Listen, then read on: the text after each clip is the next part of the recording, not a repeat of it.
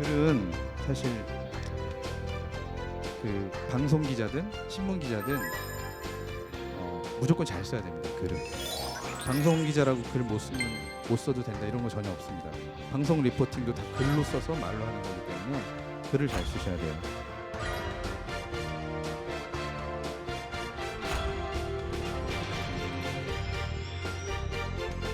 미디어가 지금 굉장히 많아지고 있는데 이렇게 다양한 미디어 속에서 돋보이는 거는 글이거든요. 결국은 잘 쓴 글. 그러니까 잘된 글을 사람들이 요구하는 것이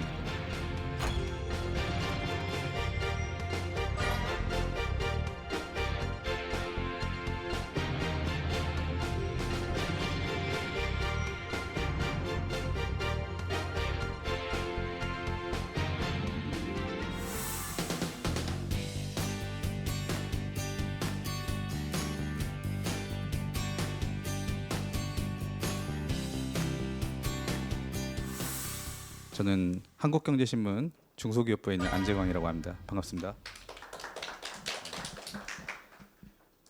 오늘 제가 말씀드릴 주제는 기자로 사는 것, 기자가 되는 것, 이 두 가지에 대해서 크게 말씀을 드리려고 합니다. 일단 여기 와 계신 분들 그 정보를 제가 잘 몰라서 기자를 지망한다는 가정을 갖고 그 강의를 준비를 했으니까요. 뭐 꼭 기자 아니어도 PD나 아니면 아나운서 이렇게 지망하시는 분들도 계실 수 있을 것 같은데 좀 공통적으로 준비할 수 있게 이렇게 준비를 해봤습니다. 여러분들이 갖고 계신 기자에 대한 이미지가 다양하게 있을 것 같아요. 기자하면 생각하는 게 대략 이런 느낌일 것 같아요. 어떤 사건 사고가 났다거나 아니면 브리핑 현장에서 이렇게 현장에서 취재하는 취재 기자들을 먼저 생각을 하게 됩니다. 뭐 이런 기자 이미지도 있죠.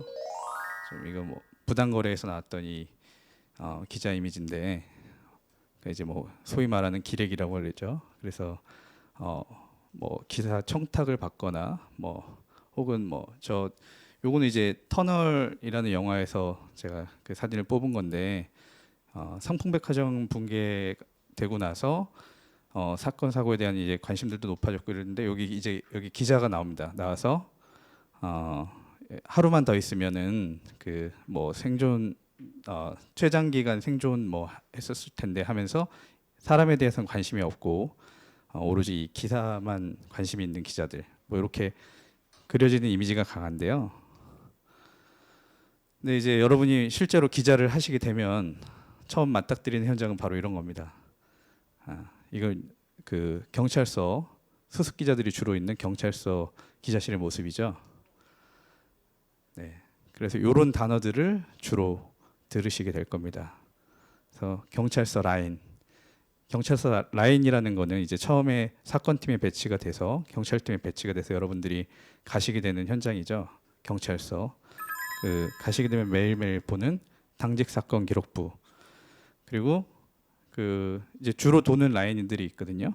뭐 강력계, 폭력계, 여성 청소년계 이런 데들 그리고 뭐 형사들하고 주로 접하게 되고요. 그리고 처음 접하게 되는 이제 뭐 처음은 아니실 수도 있겠구나. 폭탄주도 많이 먹게 되고 그리고 그 선배들하고 이제 관계 매일매일 이제 보고해야 되는 보고 그리고 타사하고 이제 경쟁이 치열하다 보니까 늘 그 물 먹는 거에 이제 민감하게 됩니다. 그래서 늘 이런 거 갖고 깨지고 이런 용어 제가 써도 되나 모르겠는데 방가이라고 해서 우리가 이제 소위 물 먹으면 그다음에 반드시 다른 타 매체를 물을 먹여야 되는 뭐 이런 게 있어요. 저희 기자들한테는 이런 것들 그리고 이제 어느 매체에 소속돼 있든지 간에 본인들이 이제 이 메이저 매체에 있는지 마이너 매체에 있는지 이런 거에 대해 스스로 늘 고민하게 됩니다.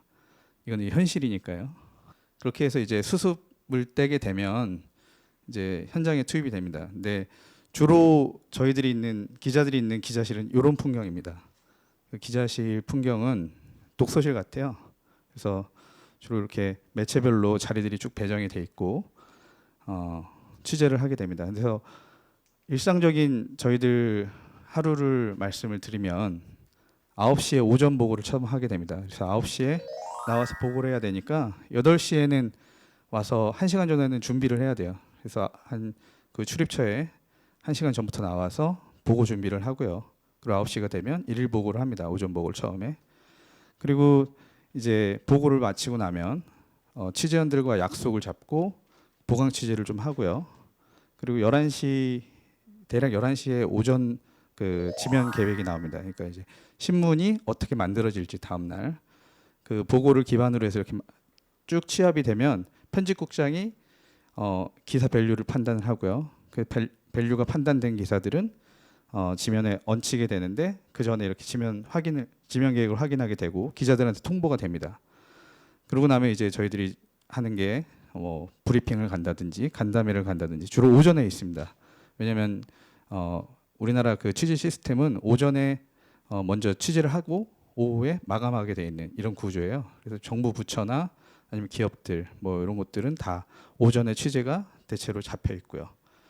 그리고 이제 점심 시간이 있는데 점심 때도 주로 취재를 합니다. 이때는 뭐 오찬 간담회 뭐 이렇게 해서 점심을 같이 하는 것도 있고 아니면 기자들이 자기들 나름의 약속을 잡아서 그 취재 활동들을 점심 때도 밥을 먹으면서 합니다. 그리고 이제 점심 취재가 마치고 나면 신문 기자들이 이제 마감을 해야 돼요. 대략 4시 정도까지 마감을 하는데 그 시간까지 이제 1시 반 정도부터 점심을 좀 길게 먹죠. 그래서 한두 시간 정도 밥을 먹고 그리고 이제 기사 마감을 하게 되고 그리고 기사가 마감이 되면 신문의 판이 어떻게 얹혀지는지 그 초판을 확인하게 되는데요. 그 과정에서 이제 제목도 나오고 데스크와 함께 기사도 논의하게 되고 추가 보강 취재도 하게 되고요. 그렇게 해서 초판이 나오고 나면은 이제 다음 날 뭐 쓸지 취재도 하게 되고 오후에 좀 나름 시간이 조금 남습니다. 그때 이제 또 그 취재원들 만나서 얘기도 듣고 그리고 이제 저녁 자리를 하게 되고 그 저녁 자리를 하면서 주요 발생했던 일들을 다시 판가리를 해서 저희 신문 같은 경우는 판이 5판이 나옵니다. 그래서 첫 판을 5시 반에 찍고 그리고 이제 2판을 7시 반 뭐 이런 식으로 해서 계속 판가리를 합니다. 그래서 여러분들이 보시는 그 신문 서울에서 보시는 신문은 최종판인데 제주도 같은 데 가는 데는 1판이 나가요. 그러니까 제주도 분들은 안타깝게도 그 5시 이후에 발생 기사를 신문으로 보시기는 조금 어렵습니다. 물론 이제 인터넷이나 모바일로 보실 수는 있고요. 예, 그런 구조고. 그리고 이제 기자들 생활이 이런데요. 그러니까 매일매일 저희 신문 기자들 같은 경우는 하루하루 기사를 써야 되기 때문에 그 매일 보고를 해야 돼요. 근데 오늘 제 영역에서 예컨대 제가 뭐 벤처를 출입을 한다 이러면 제 영역에서는 보고할 게 없을 수도 있겠죠 물론. 그러면 보고를 오늘 제 영역에서는 보고할 게 없으니까 평온하니까 오늘 하루 쉬겠습니다 이렇게 할 수는 없잖아요, 그죠? 보고는 매일 해야 되니까. 그래서 많은 기자들이 저희는 일보라고 하는데 이 일보만 없으면 기자 생활 정말 하기 좋겠다 이런 얘기를 할 정도로 그 보고에 대한 부담이 굉장히 큽니다. 기자 생활하면서 거의 매일매일 보고를 해야 되니까. 그래서 이 보고를 하려면 늘 그 자기가 맡은 영역 안에서 생각을 많이 해야 됩니다. 어떤 기사를 내가 발굴해서 취재를 해서 기사를 쓸 건지. 그러려면 세상을 보는 시각이 일반인들하고 조금 달라야 돼요. 근데 이제 저희는 그걸 감수성이라고 그러는데 사회에 대한 감수성이 좀 높아야겠죠. 그러니까 같은 사건을 보더라도 이게 기사로 어떻게 연결될 수 있고 어떤 인사이트를 줄 수 있는지 그리고 사물을 바라보는 날카로운 분석력이라고 써놨는데 이것도 마찬가지입니다. 그러니까 같은 그 이벤트를 가지고 각각의 사람들, 매체, 기자들이 다르게 판단할 수 있습니다. 그러니까 그런 것들에 대해서도 어떻게 차별화해서 기사를 쓸 수 있는지 물론 거기에 이제 전문 지식이 더해지면 좋습니다. 각 영역에 대해서. 근데 사실 이런 걸 다 갖추긴 굉장히 어렵죠. 예. 그래서 대부분의 기자들은 농업적 근면성으로 일을 때웁니다. 열심히 발로 뛰고 전화 많이 하고 사람들 많이 만나고 그렇게 해서 그 자주 강조하는 데스크들이 맨날 강조하는 게 그거예요. 데스크라 하면 그 부장을 말합니다. 저희가 말하는. 그러니까 이제 부장이 그 현장에서의 가장 총책임자고 그 부장을 중심으로 해서 팀장, 기자들이 이렇게 구성이 되는데 그 데스크들이 늘 그래서 기자들을 압박하죠. 우리는 그러면 늘 욕을 먹고요. 그 매일매일 반복이 되는데, 그리고 또 하나가 이제 사람을 많이 만나는 직업이다 보니까 요거는 뭐 있을 수도 있고 없을 수도 있는데 이 인간적인 매력도 굉장히 중요합니다. 왜냐하면 저희가 비록 기자와 취재원으로 만나는 경우가 많긴 하지만 그 만남 속에서도 그 관계가 형성이 되거든요. 근데 그러려면 사람이 저도 무언가를 주고 받을 수도 있지만 그냥 만날 수도 있는 거예요. 그래서 이거 좀 설명하기는 어려운데 인간적인 매력이 있는 사람들이 있습니다, 분명히. 그런 분들이 기자 생활을 하시면 조금 더 인센티브가 있습니다. 물론 대부분은 없습니다. 근데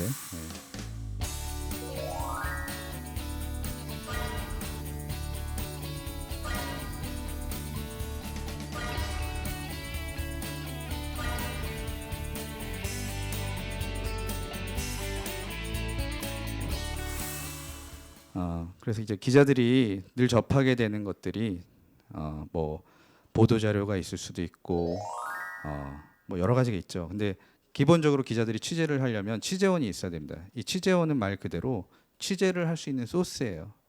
내가 어떤 분야에 가서 그 영역에서 취재를 하려면 누군가 이야기해주고 조언해주고 정보를 나눠야 될 사람들이 필요한데 그 사람들이 바로 취재원입니다. 기자 노동의 한 80% 이상은 사실 취재원과의 관계라고 말해도 과언이 아닐 정도로 취재원은 굉장히 중요합니다. 어떻게 보면 기사 쓰는 것보다 취재원 관리가 더 중요할 수도 있어요.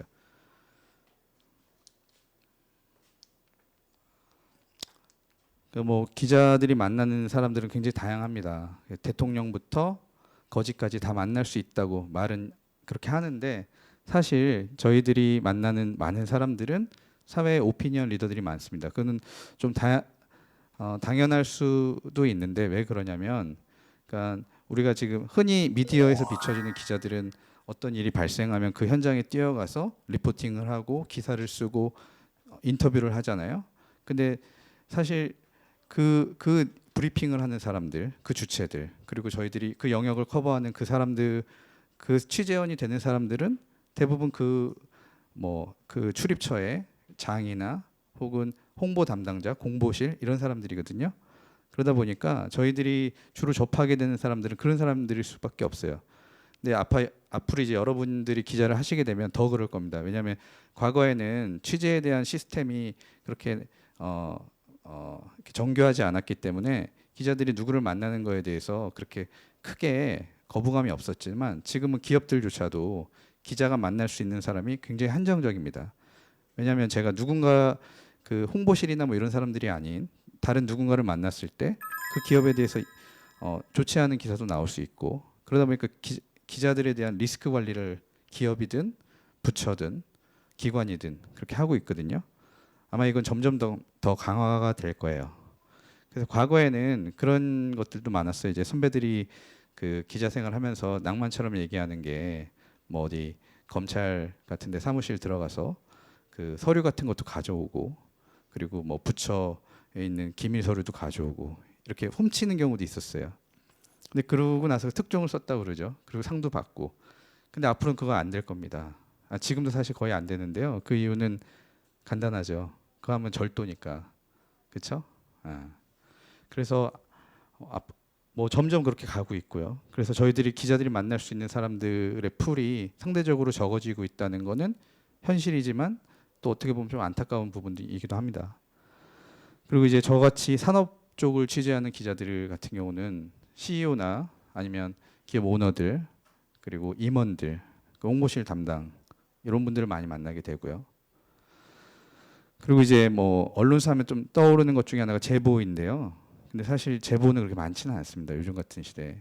왜냐하면 이제 과거에는 언론이라는 게 미디어가 많지 않았기 때문에 언론을 통해서 뭔가 알리고 싶어하는 사람들이 많았지만 지금 뭐 다양한 매체가 있고 뭐 페이스북도 있고 그런 매체들을 통해서 다양하게 알릴 수 있기 때문에 언론사에 들어오는 제보는 많지는 않은데 그럼에도 불구하고 그 제보가 왔을 때 기자들이 굉장히 좋은 건 뭐냐면 요즘 같은 시대에는 더군다나 언론사에 제보하는 분들은요 굉장히 정교하게 제보를 많이 하세요. 그래서 그런 경우도 있는데 근데 그런 제보들이 일상적이진 않습니다. 그래서 그런 제보를 통해서 제보라는 거는 결국에는 의도가 있는 거거든요. 예컨대 본인이 어떤 피해를 당했으니 이런 걸 취재해 주세요라든지. 그래서 저희도 굉장히 그런 부분에 대해서 조심스럽게 다루고 있습니다. 그리고 취재원도 어떻게 보면 비슷해요. 그 기자와 취재원과의 관계는 뭐 공생하는 관계이기도 하지만 취재원은 늘 기자를 또 활용하려고 합니다. 악용하려고도 하고요. 기자도 마찬가지입니다.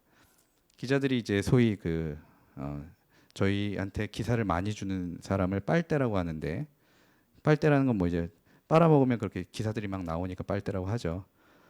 근데 그 빨대라는 취재원들도 저희한테 그 기사감을 그냥 주는 게 아니겠죠. 무언가 의도가 있겠죠. 기자도 마찬가지고요. 기자는 기사를 써야 되니까 좋은 기사를 많이 쓰고 싶은 욕심에, 그 사람들은 기사를 나오게 하고 싶은 욕심에, 서로의 그 욕심끼리, 그 욕망끼리 만나는 그 지점에서 중간 정도 타협하는 게 기사라고 보시면 될 것 같아요. 그래서 때로는 기자들이 취재원한테 악용될 소지가 있기 때문에 제가 표현을 잡아먹히기도 한다고 했는데, 실제로 많은 경우 그런 경우도 있고, 그래서 기자들이 그 판단을 잘 하려고 더 그 2중, 3중 팩트를 체크하고 확인을 하는 겁니다.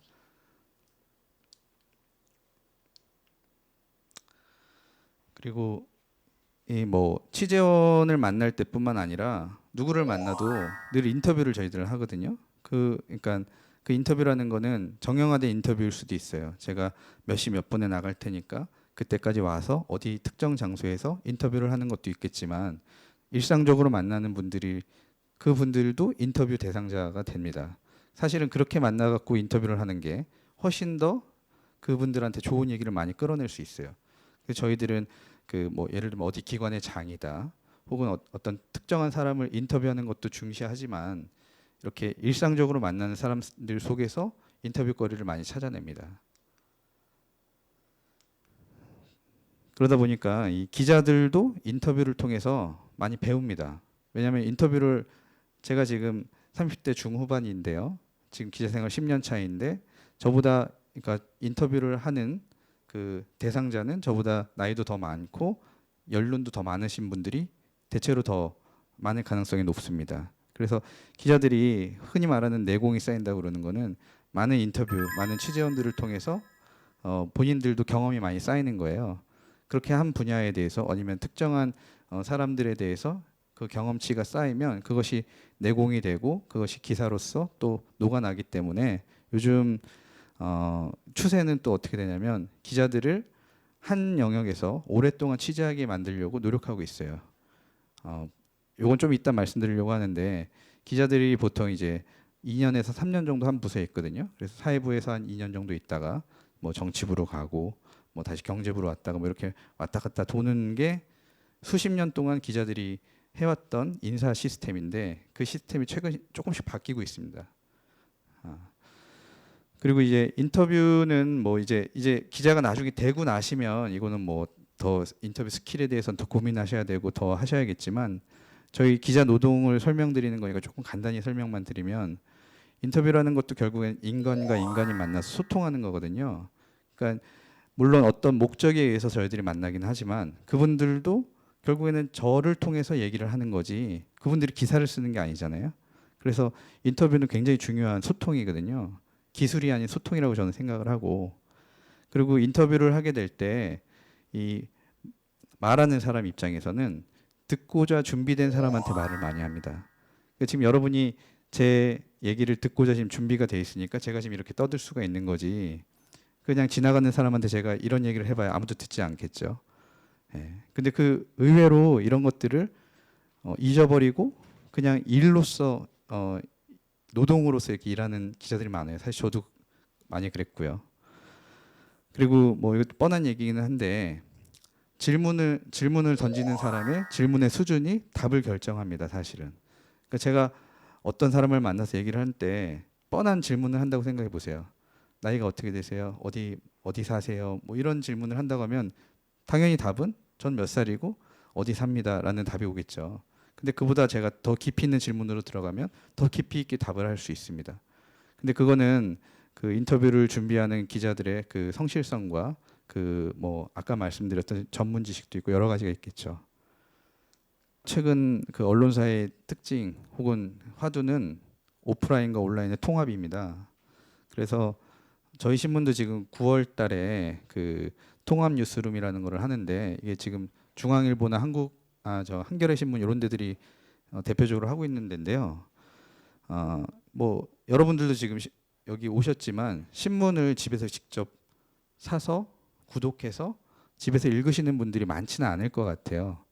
언론사 지망하시는 분들조차 대부분 언론을 접하는 거는 온라인이나 모바일 이쪽으로 많이 접하실 것 같은데, 그러다 보니까 이제 신문사들도 그 플랫폼에 맞게, 그 온라인 플랫폼, 모바일 플랫폼에 맞게 기사를 쓰는 게 화두예요. 기자들이 그동안 썼던 그 기사 방식을 바꾸는 거죠. 근데 이렇게 하려고 하면 수익 모델이 나와야 됩니다. 언론사도 기업이기 때문에 돈을 벌어야 되는데, 신문을 팔고 광고를 팔아서 돈을 벌었던 기존 방식과 다르게 온라인에서는 어떻게 돈을 벌 것인지, 이거 지금 고민하고 있어요. 근데 이걸 왜 여러분들이 지금 아셔야 되냐면, 여러분들이 이제 기자 생활을 하시게 되잖아요.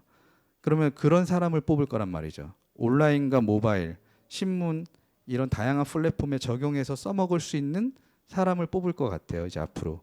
그러려면 인사 담당하시는 분들 혹은 면접에 들어오시는 분들은 앞으로 기자를 선발할 때 분명히 이런 걸 감안을 할 겁니다. 그럼 이제 앞으로 글 쓰는 것도, 그러니까 모바일에 특화돼서 글도 쓸 수 있어야 되고 신문으로도 쓸 수 있어야 되고, 물론 방송도 마찬가지입니다. 방송도 지금 저희 한국경제신문 같은 경우도 한국경제 TV가 있는데, 지금은 온라인하고 오프라인의 통합인데 종국에는 TV까지 통합을 하려고 그래요, 뉴스룸을. 그래서 한 기자가 예컨대 뭐 청와대를 출입한다. 그러면 신문 기자도 출입하고 방송 기자도 출입하고 이렇게 할 필요 없이 한 명이 출입을 하고, 나머지 소스가 나오는 거에 대한 기사를 쓰는 거는 방송용은 방송용대로 가공하고, 온라인은 온라인대로 가공하고, 신문은 신문용으로 가공하는 그런 형태로 지금 이제 계속 가고 있거든요. 그럼 그런 형태에 맞춘 그 사람은 누구냐, 뭐 이런 걸 고민할 거예요. 그게 누군지는 잘 모르겠어요, 저도. 그래서 이제 앞으로는 기사를 풀어내는 방식이 이제 분장이 돼 가고 있거든요. 어떤 방식이냐면, 제가 어디 가서 인터뷰를 했습니다. 그 인터뷰 원본을 제가 갖고 있겠죠. 그럼 이걸 갖고 들어오는 거예요. 소위 찍새와 딱새라고 그러는데, 이제 나가서 물어오는 사람이 있어야 되는 거예요. 소스를, 취재원을 만나고 취재 활동을 하고, 그러면 기사로 또 풀어내는 사람이 있어야 될 겁니다. 예를 들면 모바일 방식에 맞춰 갖고 쓰는 사람, 방송용에 맞춰서 쓰는 사람. 지금 중앙일보 이거 하고 있거든요. 저희도 지금 하려고 9월 달부터 지금 그 준비를 하고 있고요. 앞으로 대부분의 언론사가 이렇게 갈 겁니다. 지금 뉴욕타임스나 이런 데들, 외신들은 다 이렇게 가고 있어요, 사실은.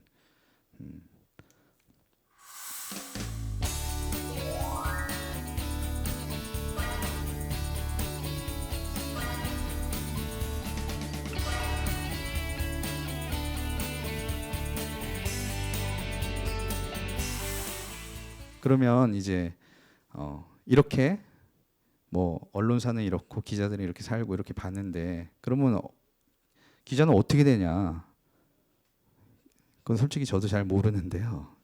제가 인사 담당자가 아니기 때문에. 근데 그냥 제가 요거는 뭐 답도 아니고 해답도 아니지만, 여러분보다 먼저 경험한 선배로서 이런 걸 좀 준비하면 되지 않을까 하고 제 나름 생각을 한 거를 말씀을 드릴게요. 근데 여기 보시면 뭐 서류를 하고 필기를 보고 역량 면접을 보고 합숙, 임원 평가, 인턴십 이렇게 돼 있더라고요. 제가 10년 전 2005년 6년도 때 시험 봤을 때랑 그렇게 큰 차이는 없는 것 같아요, 지금도. 근데 이런 채용 방식은 한 50년 이상은 아마 지속됐던 것 같아요. 과거에도 이렇게 했었거든요. 그럼 이제 보통은 서류부터 시작을 하죠. 그럼 자기소개서를 쓰시고 이 과정을 다 거치시게 될 텐데, 제가 지금 말씀드릴 거는 주로 글쓰기에 대해서 말씀을 드릴게요. 왜 그러냐면, 글은 사실 그 방송 기자든 신문 기자든 무조건 잘 써야 됩니다. 글은. 방송 기자라고 글 못 쓰면 못 써도 된다 이런 거 전혀 없습니다. 방송 리포팅도 다 글로 써서 말로 하는 거기 때문에 글을 잘 쓰셔야 돼요. 근데 그리고 미디어가 지금 굉장히 많아지고 있는데 이렇게 다양한 미디어 속에서 돋보이는 거는 글이거든요. 결국에는 잘 쓴 글. 그러니까 잘된 글을 사람들이 요구하는 거지. 그래서 여러분들이 이제 앞으로 기자 준비를 하실 때 물론 뭐 국어도 준비하셔야 되고 상식도 하셔야 되고 다양한 것들을 준비하셔야죠. 요즘 뭐 그 언론사 각 그 적성 검사 같은 것도 있고 저희 회사 같은 경우도 뭐 테셋이라는 시험이 따로 있는데요. 그런 시험들은 그런 시험들도 준비를 잘 하셔야 되지만 그거는 이제 제가 봤을 때는 최저 수준으로 그러니까 어느 정도 통과할 수 있는 수준만 되면 그 이후부터는 결국에는 글이 여러분들의 성패를 판가름하지 않을까 생각이 들어요. 그래서 첫 시작은 자기소개서죠. 그죠? 저도 자기소개서 굉장히 많이 썼던 기억이 나는데 이 자기소개서를 저는 제가 생각하기에는 이 스펙을 뛰어넘을 수 있다라고 생각합니다. 스펙보다도 훨씬 중요하다고 생각해요, 사실은. 왜 그러냐면 일단은 여러분들이 뭐 지금 제가 나이대를 정확히 모르겠지만 스펙은 이미 대부분 결정돼 있으실 거예요. 학교, 학점, 어학 점수, 물론 어학 점수 더 높일 수도 있겠지만 근데 스펙 말고 극복할 수 있는 방안 유일한 거는 자기소개서밖에 없어요. 근데 반대로 말하면 언론사 입장에서 한번 생각을 해보세요. 여러분의 스펙은 이미 대부분이 정형화돼서 굳어져 있는데 그러면 여러분이 아까 말씀드렸던 그 반가에 할 수 있는 거 그는 자기소개서밖에 없어요. 근데 이 자기소개서가 저도 이제 언론사에 와서 막상 이제 후배들 이렇게 보면 자기소개서를 굉장히 잘 씁니다. 실제로 합격한 애들은. 그 왜 그러겠어요? 그만큼 동기부여가 일단 많이 돼 있고 그리고 자기소개서가 사실은 그거부터 평가에 들어가는 거잖아요. 그 글쓰기 평가에 사실은. 언론사는 다른 조직과 다르게 글에 대한 것만큼은 탁월하게 볼 수 있는 능력이 있잖아요. 그러니까 자기소개서는 논술 장문 앞단에서 볼 수 있는 최적의 글을 평가하는 수준이거든요. 그렇기 때문에 여러분이 자기소개서를 공을 들여서 쓰셔야 될 것 같고 그리고 이제 자기소개서 쓰다 보면 쓸 게 없는 경우가 많죠. 뭐 어떤 걸 써야 되나, 소재는 뭘 갖고 써야 되나. 내가 뭐 예컨대 해외에서 뭐 해외 봉사 경험도 없고 나는 어학연수 경험도 없고 그 쓸 소재가 없는데 자기소개서는 잘 써야 된다고 자꾸 얘기를 하고 근데 제가 볼 때는 그 자기소개서도 그 소재가 굉장히 독특하고 튀는 경우가 아니고 뭐 어느 정도 일상적으로 소재가 된다면 그 소재 안에서 풀어내시는 힘이 굉장히 중요할 것 같아요. 그래서 여러분들이 자기소개서 쓰실 때 내가 소재가 없으니까 뭐 쓰기가 어렵다 이렇게 생각하실 게 아니라 본인의 그 소소한 일상을 자기소개서 안에서 어떻게 녹이시냐 그게 제일 중요하지 않을까 생각이 들고요. 그리고 이 선택과 집중이라는 거는 이 자기소개서가 이제 여러 개 쓰게 되죠. 근데 제가 예전에 썼던 기억을 해보면 저는 자기소개서의 한 80% 정도는 새로 썼던 기억이 나요. 그러니까 예를 들면 뭐 어떤 언론사가 7월에 나왔고 8월에 또 있고 9월에 뭐 3개 나오고 막 여러 개씩 막 나오잖아요.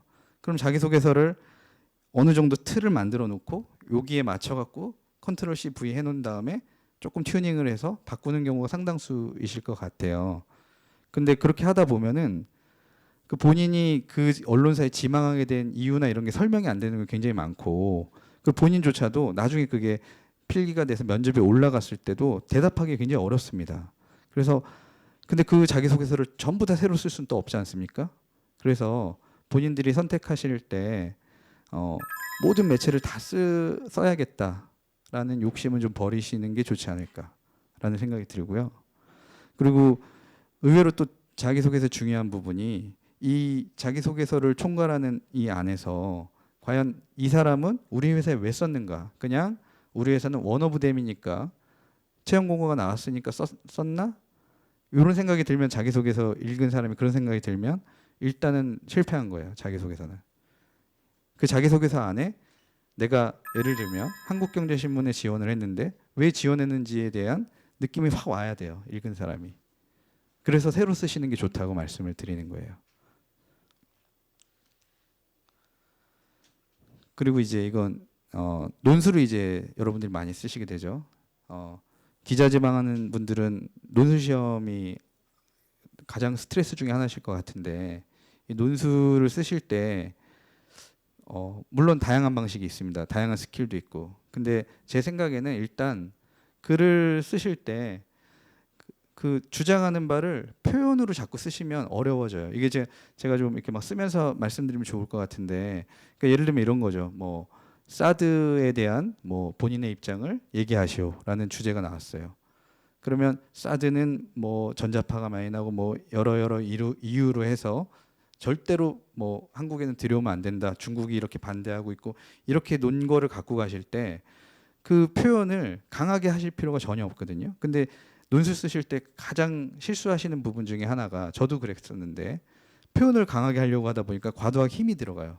근데 그 표현으로 주장하는 바를 자꾸 강하게 하려고 그러다 보면 글이 유치해집니다. 지금은 이제 논술 시간이 아니니까 제가 또 이걸 뭐 글을 다 보면서 말씀드리기가 어렵기는 한데 이거는 나중에 여러분이 언론사 입사하시고 나서 기자로 가셨을 때도 똑같은 얘기를 또 들으실 거예요. 논술 쓸 때뿐만 아니라 기사도 마찬가지입니다. 그 기사 쓸 때도 그 표현을 강하게 하는 걸 데스크들이 굉장히 싫어하세요. 근데 여러분의 글을 평가하는 사람들은 대체로 언론사에서 14년 차, 15년 차 정도 되는 차장부터 20년 차 미만의 부장들이 그 글을 보거든요. 보통은. 근데 그 글을 볼 때 그 현직에 있는 사람들이 그 글을 보는 거잖아요. 그럼 자기들의 입맛에 맞는 그 글을 뽑게 된다면 당연히 표현이 과한 것들은 굉장히 싫습니다. 제가 만약에 여러분의 글을 만약에 평가한다고 하더라도 그런 표현이 강하게 들어간 글들은 채택하고 싶지 않을 거예요.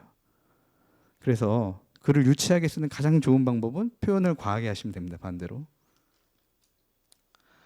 그리고 이것도 자주 들어보셨을 거예요. 단문 쓰기. 이것도 마찬가지예요. 이 여러분을 평가하시는 분들이 언론사에 계신 분들이고 그 언론사에 있으신 분들이 가장 싫어하는 게 그 과한 표현과 그리고 이해하지 못하는 문장들이에요. 그러니까 복문을 쓰게 되면 이게 자꾸 그런 현상이 발생하거든요. 문장을 끊어서 써야 되는데 자꾸 이렇게 근데 그게 왜 그런지 저도 생각을 해봤는데 그 왜 그러냐면 자기가 쓰는 글에 자신이 없을 때 복문이 자꾸 나옵니다. 그 무슨 말이냐면 단문이라는 거는 힘 있게 끊고 툭툭 나가야 되는데 글을 쓸 때 본인이 머릿속으로 정리가 다 돼 있지 않은 거예요. 근데 그걸 글로 풀어내려니까 중언부언이 되고 주어가 막 두 개가 되고 주술일치가 안 되고 막 이렇게 되는 거거든요. 그러니까 명료하게 머릿속으로 먼저 정리하고 단문 쓰시는 연습을 하시는 게 지금 여러분들 아마 그 언론사를 지망하시면 대부분은 뭐 스터디 같은 것도 만드셔갖고 서로 글도 비평하시고 하실 텐데 그 내용과 형식의 중요함이지만 그 글의 구성 그러니까 단문과 복문 이런 기본적인 거를 먼저 체크를 하시는 게 기자들이 이제 평가할 때 굉장히 좋은 평가를 받을 수 있는 부분 중에 하나예요. 그리고 결국에는 글쓰기는 사고의 깊이, 그러니까 여러분이 생각하시는 그 깊이를 보고자 위함이고 논리를 어떻게 전개하는지 그걸 보고자 위함이죠. 근데 논술을 쓰실 때 참 어려운 것 중에 또 하나가 그 주제에 대해서 어디서 제가 보고 읽고 한마디로 주워 들은 것들을 줄줄줄줄 나열하다가 글이 끝나는 경우 굉장히 많아요. 근데 그러다 보면 이거는 저희가 그런 얘기 많이 하고 기자들도 그런 얘기 많이 하는데 저희들이 아침에 보고를 하면 데스크가 그래요. 야 이거 어디서 많이 본 것 같다. 글도 마찬가지입니다. 이거 어디서 많이 본 것 같다 이래 버리면 일단은 익숙한 거에 대해서 기자들이 거부감이 있거든요. 평가할 때. 그러면 두 가지 방법이 있어요. 익숙하지만 논리적으로 잘 풀어내는 방식이 있고 전혀 익숙하지 않은 내용을 설득력 있게 풀어가는 방식이 있는데 그 두 번째 후자의 방식은 좀 어렵습니다. 사실. 그거는 생각을 처음부터 독특하게 해야 되고 그걸 일상적이지 않은 생각을 남한테 설득까지 해야 되니까 어렵죠. 그럼 기존에 있는 거를 어떻게 잘 풀어서 쓰느냐가 사실 이 논술 시험 합격하기 여부를 결정하는 건 장문도 마찬가지죠. 근데 그러려면 처음에 어떤 소스가 있잖아요. 그걸 보고 나서 깊이 있게 자기가 한번 생각을 해봐야 돼요. 그래서 자기 걸로 자근자근 씹어서 글로 녹여내는 게 굉장히 중요합니다. 그리고 요거는 이제 이것도 하나의 전략일 수 있는데 그 요즘 언론사의 특징 중에 하나가 과거에는 공채 문화 위주였어요. 그래서 언론사에 들어가시면 너 몇 기야? 그래서 바로 뭐 선배들하고 대면식하고 뭐 이런 게 문화였는데 최근 추세는 그 경력 기자들을 많이 채용합니다. 저희 신문도 6월달에 경력 기자를 채용을 했는데 그래서 기수 문화가 있긴 하지만 그 타사에서 오신 분들도 굉장히 많아요. 저희 신문도. 근데 다른 데들도 요즘 추세가 이렇습니다. 이 말은 무슨 얘기냐면 여러분들이 이제 언론사 시험을 보시다가 우리 저 때는 그런 얘기를 했었어요. 언론사 시험을 그 지하철 2호선에 비유해서 빙글빙글빙글 돌다가 어디 역에 문이 열리면 그냥 내린다. 지금도 그런 얘기 하나요? 근데 그러니까 제가 선택할 수 있는 내가 예를 들면 어떤 매체에 가고 싶다 한다고 해도 거기 갈 확률이 별로 없으니까. 근데 다행히 어디서 불러주면 가는. 근데 만약에 그 조금 더 생각해 본다면, 그러니까 조금 눈높이를 낮춰서 어떤 언론사에 들어가서 경력을 쌓고 일을 한 다음에 그 다음에 거기서 인정을 받아서 다른 경력 공채를 통해서 또 다른 매체로 가고 이게 원래 미국식이죠. 미국은 그 지역지에서부터 시작해서 중앙지로 올라가는 시스템인데 한국은 처음부터 아예 그 경력 공채 문화가 있었어요. 근데 지금은 그게 많이 깨지고 있거든요. 그리고 그 각 출입처에서 이제 일을 하시다 보면은 선배들이 딱 알아봅니다. 아, 이 친구는 기사 잘 쓰는구나. 그러면 그런 친구들은 오히려 입도 선매가 들어와서 없어서 못 가는 경우도 있어요. 그러니까 우리가 경력을 뽑아야 되는데 출입처에 좋은 기자들이 없다. 오히려 이런 경우까지 있으니까. 그리고 또 하나가 이제 늘 고민하는 것들 중에 하나가 내가 과연 메이저 매체에 갈 것이냐, 마이너 매체에 갈 것이냐. 이거 현실적인 고민이죠. 기자들도 이거 합니다. 들어가서도. 근데 반대로 또 그러니까 어느 정도 수준에 내가 만족하는 매체에 들어가셨다면 그 이후에는 당신이 메이저인가를 고민해 보셔야 돼요. 그러니까 아무리 좋은 매체에 들어갔어도 내가 마이너일 수도 있고, 그렇죠? 남들이 인정하지는 않지만 내가 괜찮다는 매체에 들어가서 내가 메이저로 활동할 수도 있는 거니까 요거는 한번 생각해 보시라고 제가 말씀을 드리는 거예요. 이제 마지막으로 이제 저희 신문에 대해서 잠깐 광고를 하면 저희 신문은 지금 뭐 이런 식으로 작년에 이제 서류 필기 뭐 실무 역량 평가 면접 이렇게 봤는데 제가 채용 담당 부서한테 물어봤더니 아직은 채용 공고 나갈 계획이 없대요. 근데 어쨌든 한 9월에서 10월 정도쯤에는 채용 계획이 있으니까 저희 신문도 많이 써주시면 좋겠습니다. 고맙습니다.